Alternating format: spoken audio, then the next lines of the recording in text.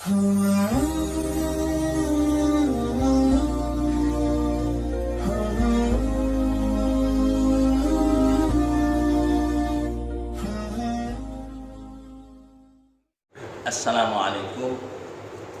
warahmatullahi wabarakatuh.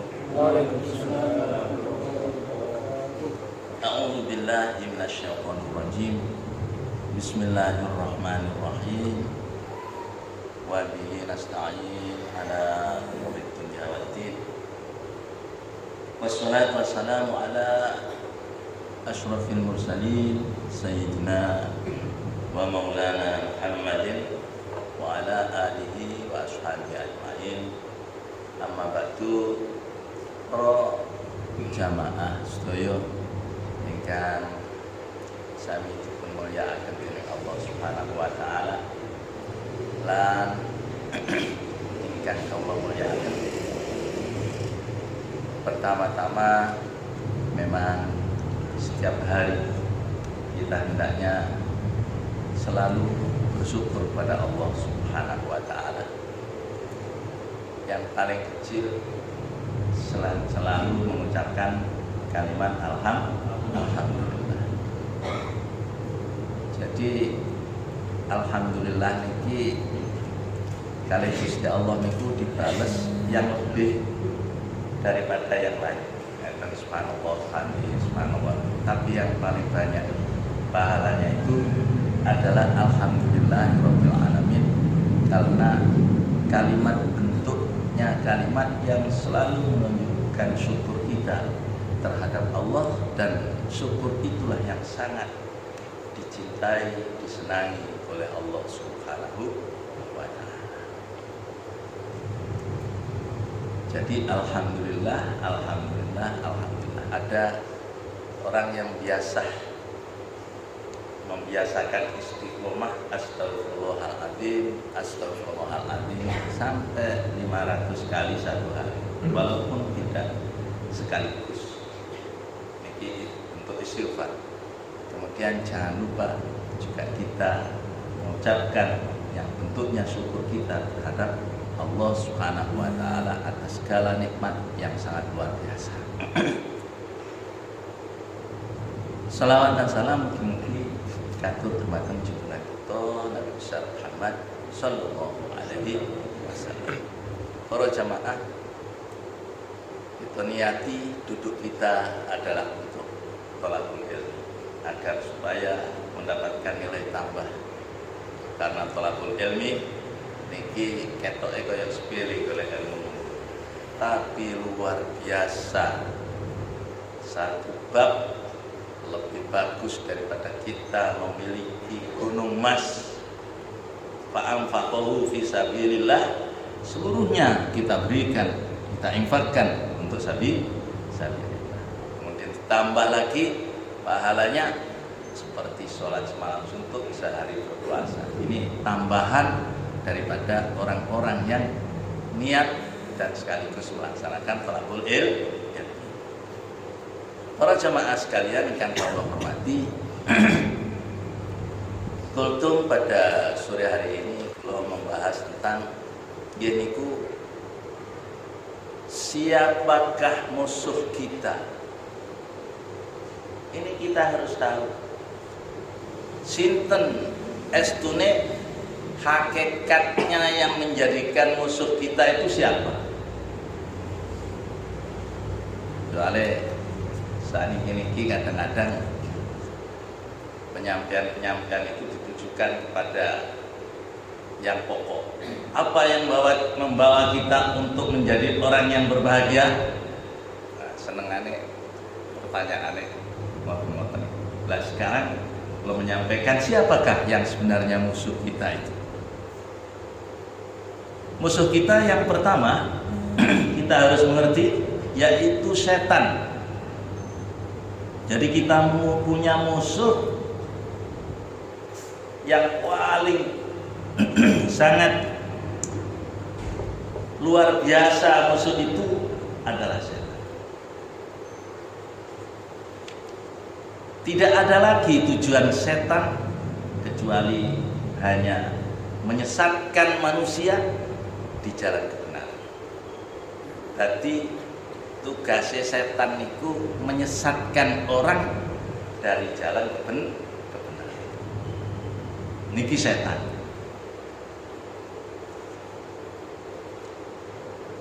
Enten tiyang mboten gadah wapi ibadah. Pada waktu donyane mboten gadah. Kadang pun donyane kathah diselipaken kalian setan iki ya apa amriye ibadahe dikurang. Biasanya jamaah mboten jamaah. Niki pun diceritakan zaman sahabat kata matur-matur makin kaya makin banyak uang diselipaken malih kali setan menjadi orang yang kikir, orang yang bakhil. Walhasil musuh kita yang namanya setan itu selalu menyesatkan kepada manusia dari jalan benar. Niki setunggal. Sehingga Nabi Adam dapat keluar dari surga menuju ke dunia dituduhaken kalian Gusti Allah contohnya ya setan meniku. Walaupun sudah diberi satu kemewahan yang sangat banyak di surga dengan fasilitas apa saja, tapi kali Gusti Allah sitok iki aja dimah masih kurang. Hanya jadi sifatnya sifat rakus. Walaupun sudah diberi surga itu masih kurang. Sehingga dengan kekurangan yang diiming-imingi oleh setan itu menjadi orang yang rakus. Maka jadi sebabnya turun ke dunia. Allah Subhanahu wa taala niki menyampaikan di dalam kitab Al-A'raf, "Fabima aghwaytani la aqudanna lahum siratal mustaqim." Niki setan. Iblis niki krana merasa dihukum oleh Allah diturunaken tengene dunia, dicap sebagai orang yang tersesat, maka iblis niki mengatakan fabima aghwaytani la aqudanna lahum siratal mustaqim. Maka saya benar-benar akan menghalang-halangi mereka, bakal benar-benar akan menghalang-halangi mereka dari jalan engkau yang lurus ya Rabb.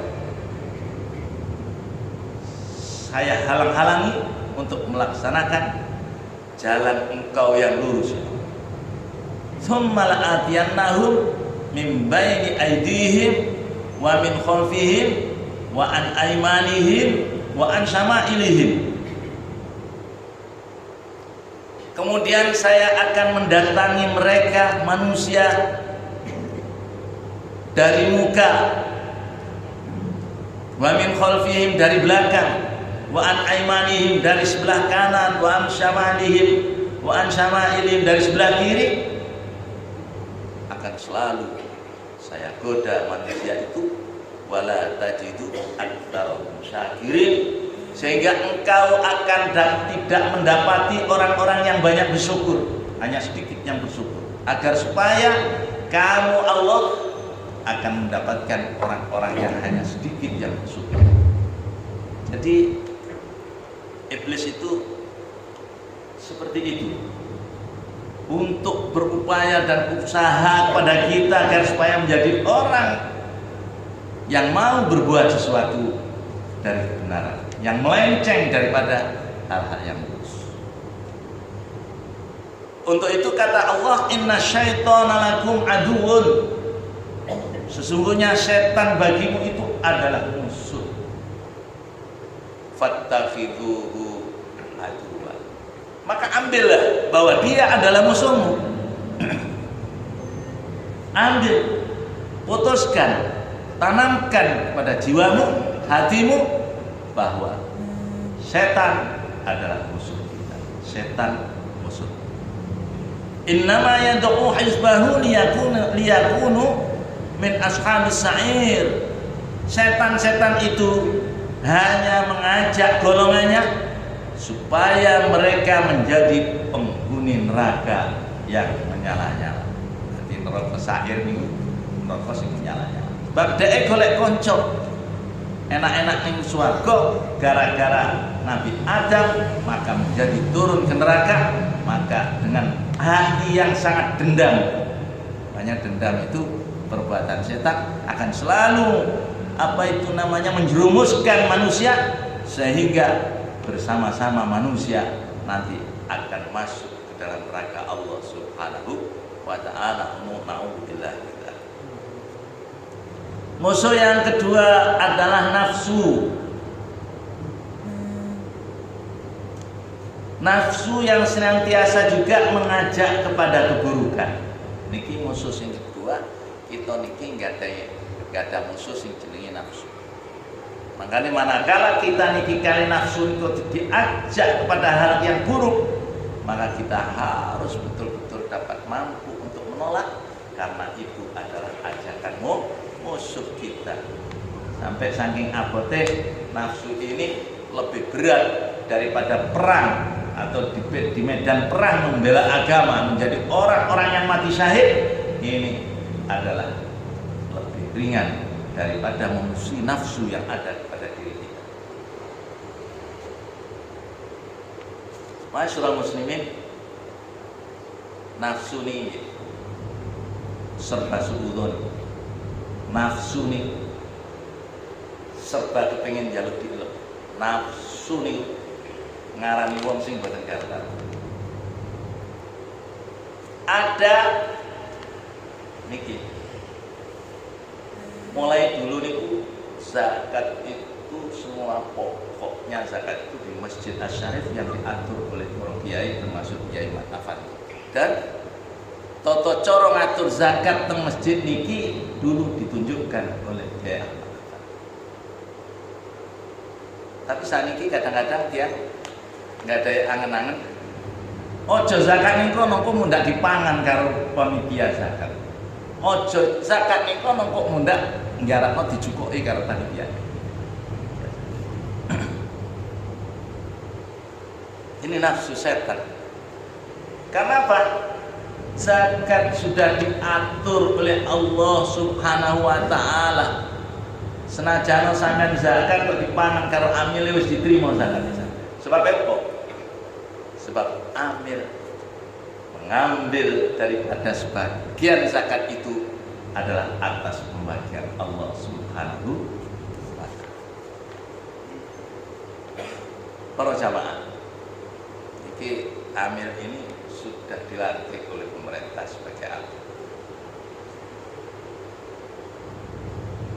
Zakat niki ada beberapa golongan sampean saged sinau bahwa zakat harus diberikan kepada siapa? Pada 8 asnaf Allah menentukan zakat kikekno 8 asnaf. Asnaf itu adalah golongan sing paling gampang. Fuqara, wong fakir, masakin, wong miskin, wal amilin, amil, wal gharimin, wong sing akeh utange, terutama yang menanggung babakan arah kemaslahatan. Bangun masjid akeh utange didadekno sebagian. Memberikan kemaslahatan umum, ambulan duwe utang kudu digolek nih sebagian daripada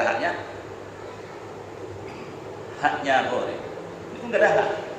Itu betul-betul melayani masyarakat yang enteng, seperti walaupun kelihatannya seperti ambulan itu saja.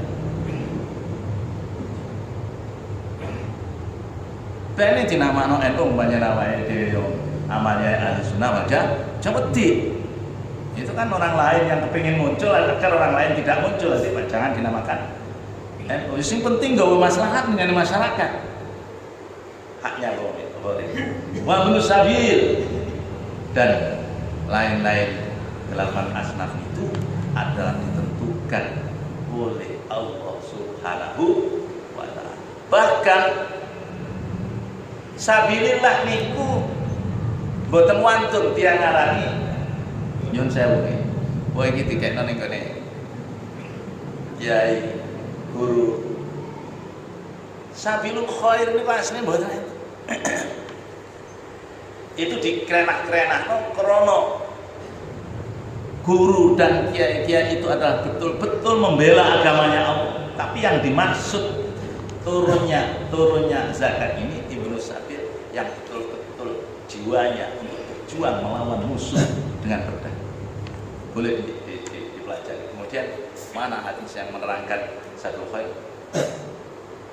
Untuk itu maka bagian daripada amil yang mengikuti satu asnaf ini sebagian diberikan kepada para guru, diberikan kepada kiai, masuk mengenai keluarga dalam, diberikan kepada Banu Hashim, anak turunan Bani Hashim, yaitu golongan habaib yang mestinya tidak boleh diberikan kotoran-kotoran yang berupa zakat, karena zakat itu adalah pembersih daripada dosa.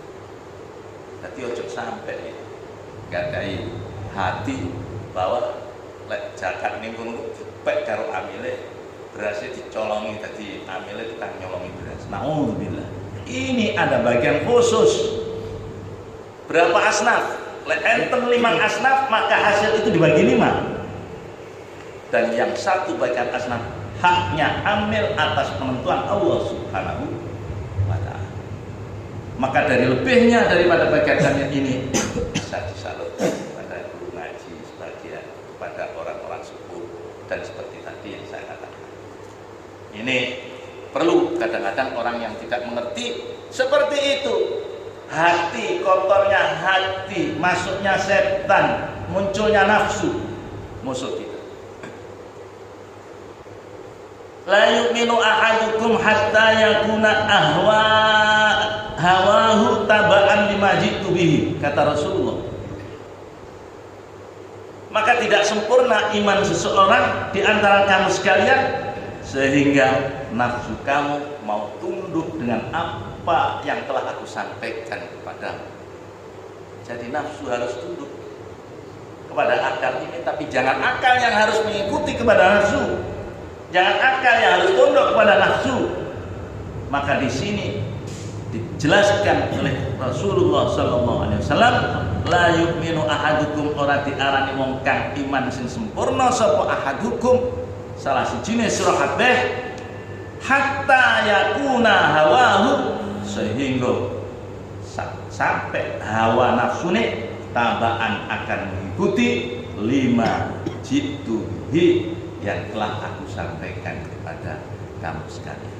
Tinggal satu, yang ketiga, yaitu ini singkat-singkat. Yang ketiga, kemerlapan dunia, kenikmatan dan perhiasan dunia itu musuh. Karena pengaruh dunia itu akan selalu menjerumuskan kepada kita. Diberi kekayaan yang besar, asalnya orang tidak sombong bisa jadi sombong. Lek gak aku sing ngekei iki gak kira dadi masjid. Jadi orang sombong. Tapi kalau kaya atau diberikan dunia banyak, dikasihkan ilmu, maka kekayaan dan apa yang diberikan oleh Allah ini liyabluwani, hanya untuk menguji kepadaku, ashkuru am akfur, aku jadi orang yang bersyukur atau jadi orang yang ingkar. Seperti hanya Nabiullah Sulaiman diberikan dunia yang begitu banyak, diberikan perempuan yang begitu cantik, diberikan semua.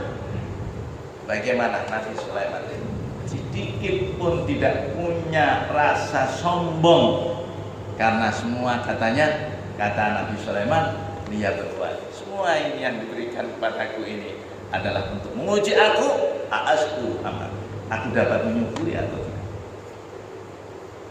Maka tugasnya orang yang kaya-kaya itu mengoreksi tetangganya yang miskin.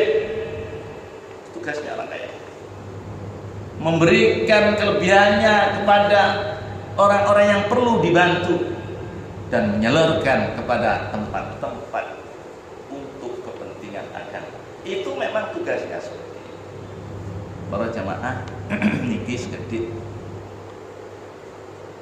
ingkang saged kula sampaikan soalnya yang namanya kultum itu sebenarnya hanya 7 menit, tapi hal musuh niki lek jumlahe 3 dikekno loro sing siji mboten kira diterangaken. Nggih. Masya Allah balik ngomong kon nek kepengin tak terangno undang lagu maneh. Gak kira. Tetep mikir selalu. Jadi akhirnya jalan keluarnya harus ya tetap kita sampaikan, akan tetapi secara singkat-singkat sehingga kita mengetahui yang sebenarnya musuh kita satu adalah setan, nomor 2 adalah nafsu, nomor 3 adalah kekayaan yang diberikan kepada kita, kelebihan daripada dunia yang diberikan kepada kita. Mudah-mudahan kita senantiasa mendapatkan hidayah dari Allah Subhanahu wa taala sehingga langkah kita akan selalu mendapatkan pertolongan, diarahkan kepada langkah yang positif, langkah yang membawa berkah, langkah yang membawa rahmat Allah Subhanahu wa taala. Allahumma shalli ala sayyidina Muhammad wa ala ali sayyidina Muhammad. Allahumma ij'al jam'ana hadza jam'an marhuma waj'al tafarruqana ba'dahu tafarruqan ma'suma wa la taj'al fina wa la minna wa la ma'ana syaqiyan wa la mahfuma bi rahmatika ya arhamar rahimin. Allahumma iftah alaina abwabal khair wa abwabal barakah wa abwabal ni'mah وأبواب الرزق وأبواب القوة وأبواب الصحة وأبواب السلامة وأبواب الجنة. اللهم عافنا من كل بلاء اللهم عافنا من كل بلاء الدنيا واشرف عنا بحق القرآن العظيم ونبيك الكريم شر الدنيا وشر الآخرة. وصلى الله على سيدنا محمد وعلى آله وصحبه وسلم والحمد لله رب العالمين.